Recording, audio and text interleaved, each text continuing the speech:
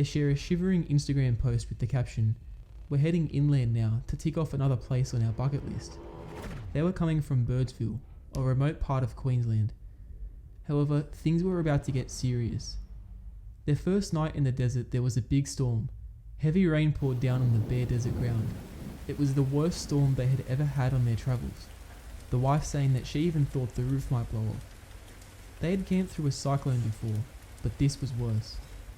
They had been told that if it rains, stop travelling and remain stationary, but they were able to keep moving forward. They weren't sure if they should go forward to the destination or backward to where they came from.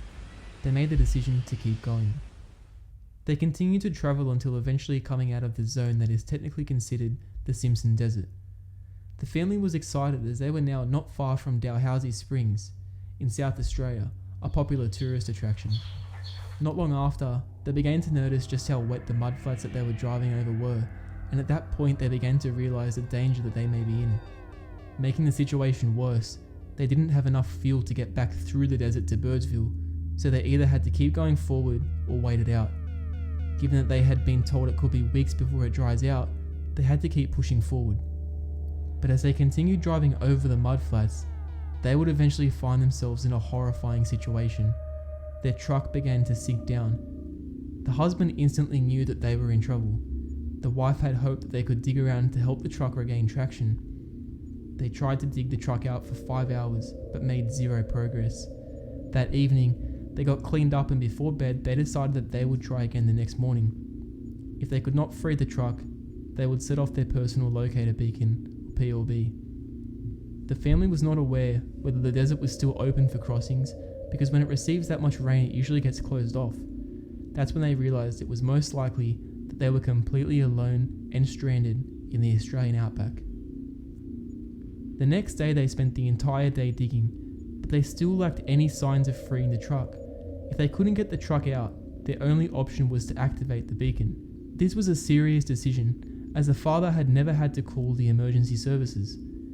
They ultimately decided that it was time to activate the beacon. The beacon was activated. As the beacon was linked to the husband, the authorities contacted their family back home straight away. At this time, the emergency services had no way of knowing that the family was okay. The family went into the camper, and 4 hours later, they could hear a plane in the distance.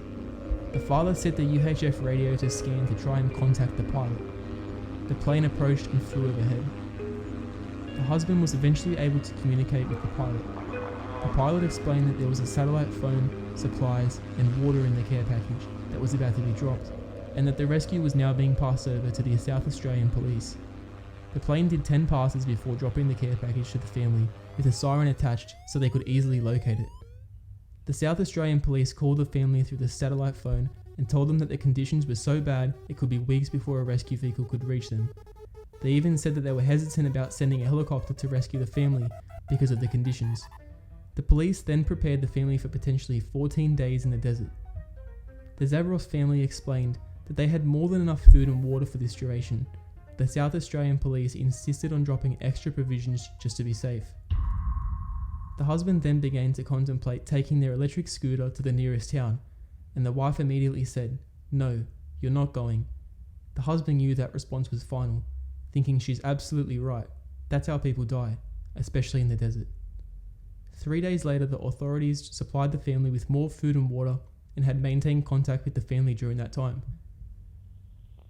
But at this point, the weather began to heat up with temperatures rising above 40 degrees Celsius.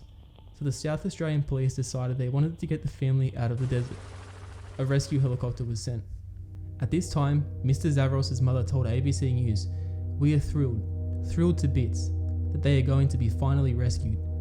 The rescue helicopter refueled multiple times just to get to a place called Marla, which was over 1,000 kilometers away from the family. The husband was in contact with the rescue helicopter as it arrived. The rescue team were worried that they couldn't land, but they consulted with the husband, and he assured them that the ground was well and truly hard enough. The helicopter landed 100 meters from the family's location. One of the medics briefed the family, and they got inside the helicopter. The rescue team explained that the helicopter had to make 4 fuel stops to reach the family.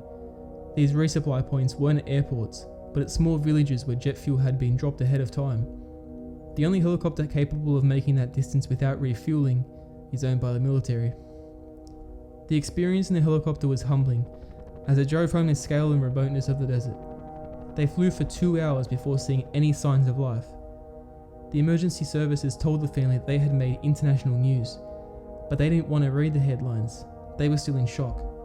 The family was flown to Cooper PD to stay the night, where they will then make their own further travel arrangements, said a statement by the South Australian Police. They even went on to say it was really hard to comprehend just how large South Australia is. Once the family returned home, they had the best part of 3 weeks of not sleeping and feeling overwhelmed by everything that happened. In the end, the husband stopped reading online comments, saying it's always the one negative remark that you fixate on. Multiple false stories and rumours about the family's outback crossing began to flood the internet. One stated they had entered the desert when told not to. There were stories that they had bypassed a barricade, stating that the desert was closed. Unfortunately, these false claims on social media had very real repercussions for the family and actually delayed the recovery of their truck. They had a team keen to rescue their rig, but the landowners wouldn't grant them permission as they were under the impression that the family had entered the Simpson after it was closed. It took about 4 weeks to get the campervan recovered from the mud. It was then taken approximately 100 kilometres to a location called Mount Dare, which borders the Simpson. There's a hotel there that has its own team specialising in Simpson desert recoveries, which includes a heavy-duty Mercedes Unimog for rescuing vehicles. The family's campervan had all the family's belongings inside, so they missed it. The family wants to actively encourage and educate people about the personal locator beacons, stating that it's an essential item for overlanding, particularly in Australia, and if this story convinces one person to get one, then that's huge for us.